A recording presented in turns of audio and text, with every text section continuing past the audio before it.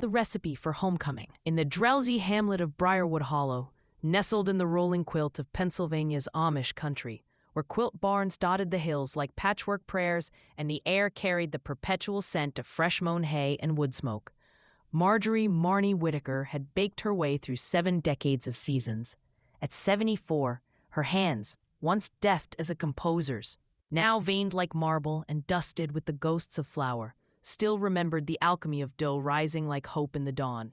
Retirement from Whitaker's Hearth Bakery, the corner shop she'd run for 45 years with her late husband, Roland, had come gently 3 years ago after a hip replacement grounded her from the 4 a.m. shifts.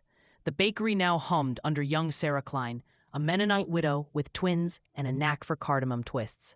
But Marnie missed the rhythm, the slap of dough on oaken boards. A bungalow on Maple Lane was a gingerbread cottage in miniature, ginger shingles fading to rust, window boxes overflowing with petunias that Roland had planted in '82, and a kitchen vast as a chapel. Its heart, a cast-iron range scarred by decades of spills. Shelves bowed under cookbooks, spine cracked from use, jars of vanilla beans from Madagascar, and a framed photo of their wedding.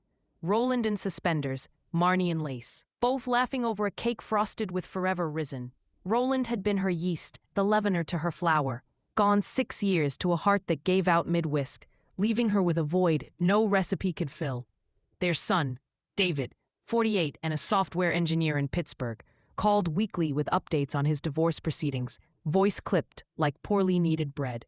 Granddaughter Ellie, 12 and sharp as nutmeg, visited Summers. But her texts were emojis, fire for Marnie's scones, heart for hugs, reminders of a distance Marnie bridged with care packages of thumbprint cookies. One fog-shrouded September morning, as harvest moons waxed fat over the cornfields, Marnie tackled the pantry purge. Roland had always teased her about the chaos closet, a walk-in alcove crammed with tins of molasses and forgotten spices. Pushing aside a sack of cornmeal, her elbow nudged a loose panel in the wainscoting. It popped free with a sigh, revealing a narrow nook she'd never noticed. Perhaps a smuggler's hidey hole from Prohibition days, when her great-grandfolks ran a speakeasy disguised as a tea room. From its depths tumbled a leather-bound ledger, its cover embossed with embossing foil. Whitaker family receipts, SD 1892. Dust mouthed the air as she lifted it, a spine creaking like floorboards under ghosts. Heart stuttering like an overworked mixer, Marnie carried it to the sunlit table. The ledger was a time capsule of hands. Her grandmother's spidery script for shoe-fly pie for the devil's own sweet tooth. Her mother's bold strokes for apple butter bread to mend a quarrel. And Roland's blocky print for Marnie's morning glory muffins for the woman who bakes my world. But midway, amid recipes for elderberry cordial and potato donuts, lay a pressed envelope sealed with beeswax addressed in Roland's hand for Marnie when the oven cools. Her fingers, steadied by a breath that tasted of yeast and memory, broke the seal. My dearest Rise and Shiner, it began. If you're reading this, the bakery's sold, and you've tucked away the aprons, thinking the fire's banked. But hear me, baking wasn't just loaves. It was homecomings. Remember the Quilt Circle ladies, how your shoe fly mended their widow's weeds. Or young Tomas, the farmhand who found his footing over your ginger snaps. The ledger holds more than measures. It's a map to the hearts you fed. Start with the lost recipe, the one for Hollow's Harvest Loaf, scribbled by your gran, but never baked since the 50s flood washed the mill. Gather the circle again, let them rise with you. And promise me, love, you'll taste the sweetness beyond the crust. Yours in every knead and crumb, Roland. He assaulted the page, blurring the ink like rain on a window pane. The Quilt Circle. Oh, how she'd forgotten in the fog of grief. A coven of widows and spinsters who'd met Tuesdays in the bakery's back room since '75, stitching quilts the barn raisings while Marnie served pie and poured tea thick with gossip. They'd been her sisters in arms after Roland's diagnosis. Ethel, with her rheumatoid gripes, stitching hex signs for protection. Beatrice, the retired postmistress, threading stories of lost letters. And Lila, the school mom, patching blocks with lessons on letting go. The circle disbanded after Roland's funeral, life pulling 'em like taffy. Ethel to her sons in Ohio, Beatrice to a nursing home in Lancaster, Lila buried under grandkids.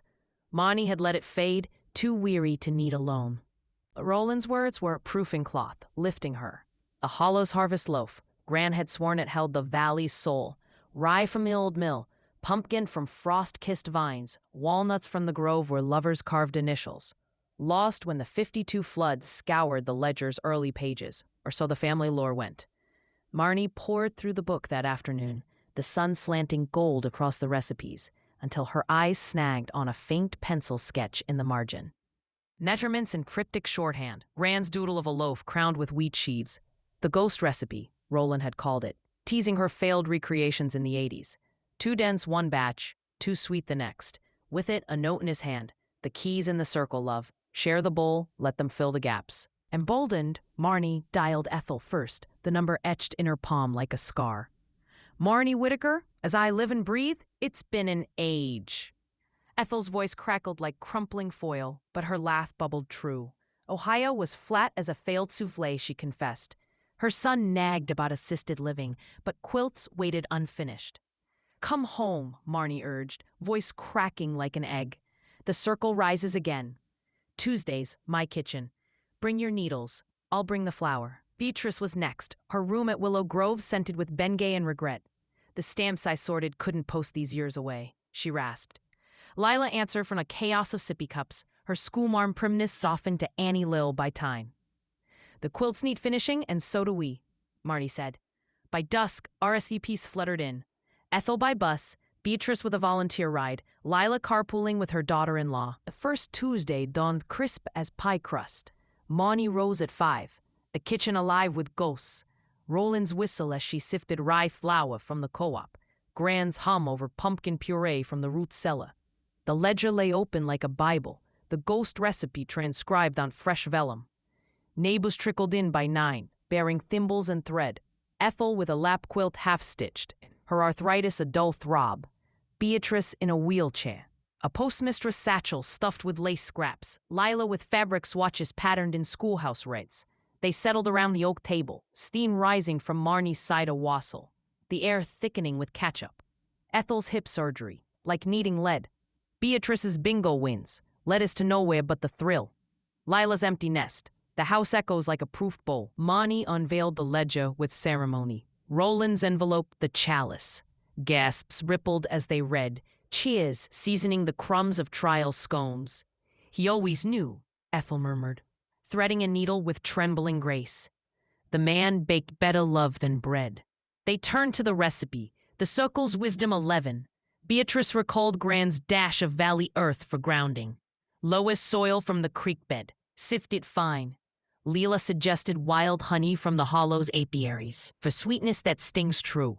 Ethel, ever the herbalist, advocated sage from the garden, to clear the old dough of grief. Marnie measured, they stirred, hands overlapping in the bowl, laughter bubbling as dough clung like old affections. The oven bloomed heat, and as the loaf crowned golden, aromas wove a tapestry. Earth and spice, comfort and call. Word of the revival spread like yeast in warm milk. David arrived unannounced that weekend, Ellie in tow, her braids tied with ribbons Marnie had sewn. Grandma's bacon ghosts? Ellie giggled, peering into the cooling loaf. David, tie loosened, confessed over slices slathered in clotted cream. The divorce papers signed, custody shared.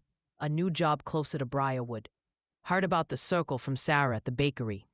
Thought, maybe home's not so far. A girl devoured the Harvest Loaf, eyes widening. It's like the valley ate sunshine. By month's end, the circle swelled. Sarah joined with her twins, teaching pie crust crimps. Young Thomas, now 35, a father of 3, brought his wife, the ginger snaps evoking his prodigal return from Philly. Even the bishop's wife stitched in, her plain dress no bar to pattern blocks. Winter deepened, snow mantling the hollow like powdered sugar. The quilts grew, a Roland's hearth for the shelter. Hexes of interlocking rings symbolizing unbroken circles. Another for David's new apartment. Wheat sheaves for fresh starts. Marnie's hip ached less in the warmth of company, her hands rediscovering joy in the communal need. One blustery eve, as the circle pieced a grand quilt for the county fair, homecomings. Ethel unearthed the faded snapshot from Beatrice's satchel. The women in 85, mid-stitch around Marnie's harvest table. Roland in the background, tray of loaves aloft. We with a recipe, Lila said softly. Marnie nodded, throat tight. And still are. Spring fair donned azure, the quilt taking blue ribbon and hearts. David proposed over Marnie's apple dumplings that night.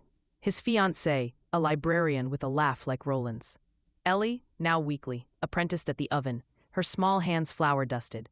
The circle endured, Tuesdays a sacrament, recipes revived, stories shared, lives leavened. Marnie, tucking the ledger away one quiet dawn, felt Roland's whisper in the steam. Taste the sweetness, love.